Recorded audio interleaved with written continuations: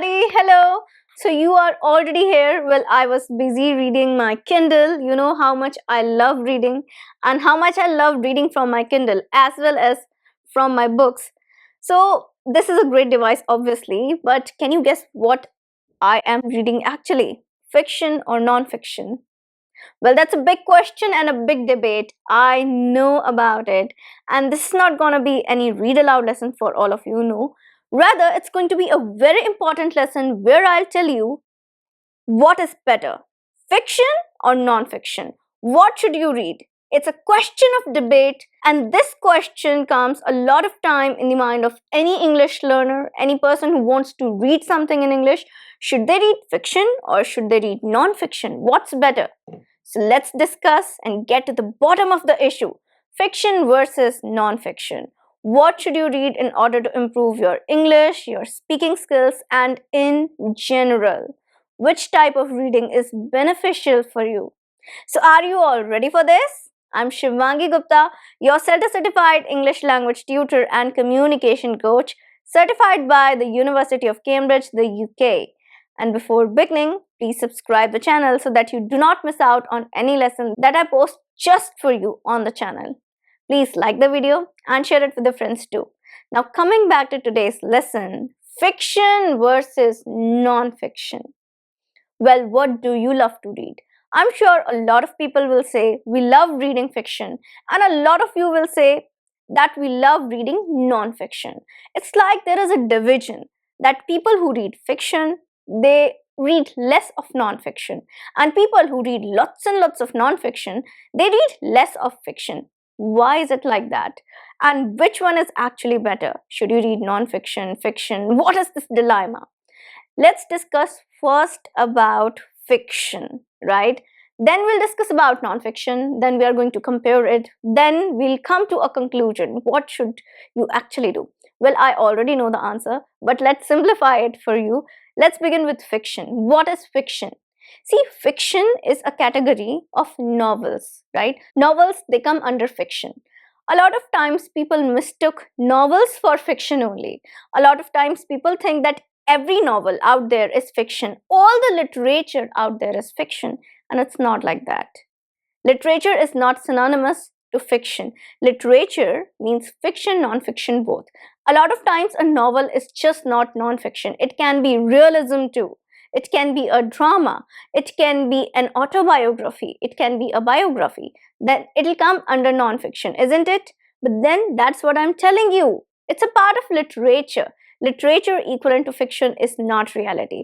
So one thing that you need to eradicate from your mind is that literature means fiction, fiction means literature. No, it's not like that. There are so many genres in literature, and fiction is a part of that genre, just a part of that.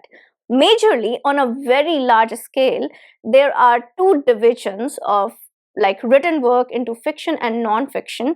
But apart from fiction or inside fiction, you'll get so many different genres to read. You have so much to explore, you know. So when you read fiction, it's like you're entering into some other world. So once a person said that, a literary person said that the books are the windows to a different world. Especially fiction is a window to the different world. You can travel through fiction while sitting at a place, right? You can read it and can be transported into just different world, a totally different world. That is fiction. So recently, Harvard Business conducted a survey, and it was found in that survey that reading fiction prior to bed helps you sleep better. Also, reading fiction develops your emotional intelligence, and you form better relationships and connection with people, both in personal life and professional life. You know, so there are numerous benefits of reading fiction. For example, I prefer to read fiction before going to bed, and I prefer to read non-fiction while I'm in the most active time of my day, right? In the middle of the day, maybe in the morning, that is when I would like to read non-fiction. But before going to bed, I love reading fiction. Now, there is this book, 4-Hour Work Week. I've already told you about this particular book in my recent book recommendation video, right? So the author of this particular book, this is a non-fiction book. Okay, pay attention, a non-fiction book. But the author of this book, he's telling us in the book, in a paragraph, that he reads fiction before going to bed. It has been found in the research that a lot of people, successful people, they read fiction before going to bed, just before going to bed, because it helps you sleep better. It helps activate your mind where you develop some emotional intelligence, which is very important in life, right? This was the fiction. Now let's talk about non-fiction. What is non-fiction? See, non-fiction is more focused on knowledge. It more focused on facts, research work, personal experience of people, autobiography, biographies. They are a part of non-fiction. People read non-fiction for the purpose of knowledge, improving their knowledge. And it is told that reading non-fiction improves your writing skills, especially academic writing. So if you are a student who is looking to write a research paper, I would recommend you to read non-fiction because it'll help you improve your academic writing. You get to know a lot of things, a lot of facts, a lot of knowledge through non-fiction. It has its own benefit. You develop critical thinking. It activates the future vision of your mind, right? You're able to plan things, you're able to prepare for things. And hence it is said that you should read non-fiction when you are in a productive mode, when you're active, right? So that's why Tim Ferriss says, do not read non-fiction before going to bed, prior to bed, right? It's because non-fiction has a time of the day when it's most effective when you read it, and then fiction has a particular time in the day when it's most effective because the kind of effect they have on your brain. Now, which one is beneficial and what to read to improve your English? I have answers for everything. Let me just stop here for a second and let me show you some examples, right? For example, this is The Moonstone by Wilkie Collins. Now, this is one of my favorite novels. This is a novel. This is a fiction. It's a mystery detective novel, right? And as you can see, this paperback is something which is not available right now. So I once got this from the International Book Fair, and I'm lucky to have it. This is from one of the limited editions which was launched. I don't remember. It's kind of old edition, so it's almost like an antique piece, right? So I just love this paperback. So this is a Penguin classic. A Penguin classic and a fiction. So a classic can be a fiction and a non-fiction, anything. So this is a fiction, right? Ego is the enemy. Now this is a non-fiction. This is a non-fiction because it is telling you how ego can destroy like your life, your career, right? So it's a great book to read again. Now I'll show you one more. This is Jane Eyre, again a Penguin classic that I love a lot.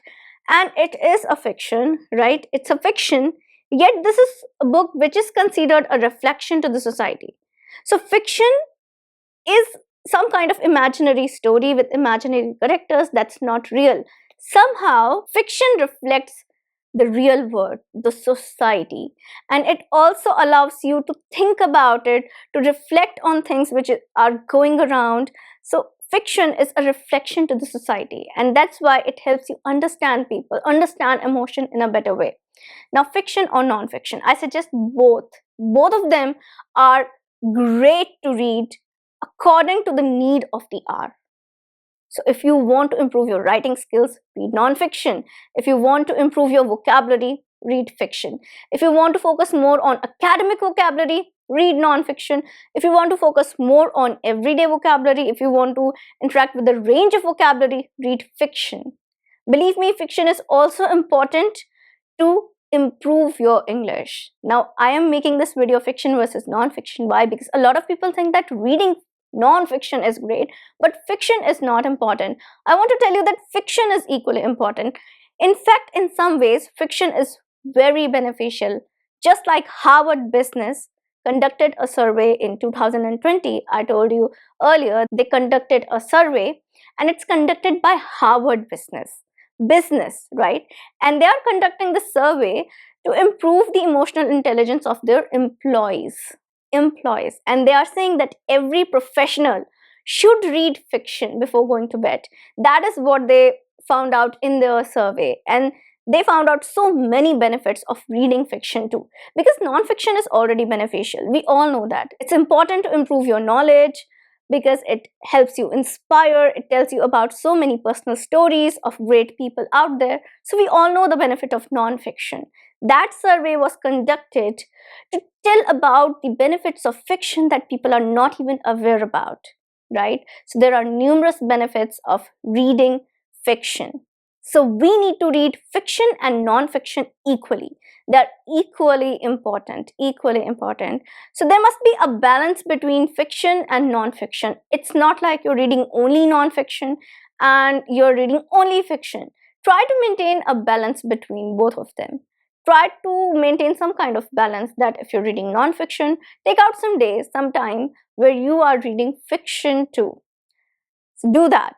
Fiction will help you improve your speaking skills a lot, believe me, because fiction is also interesting to read.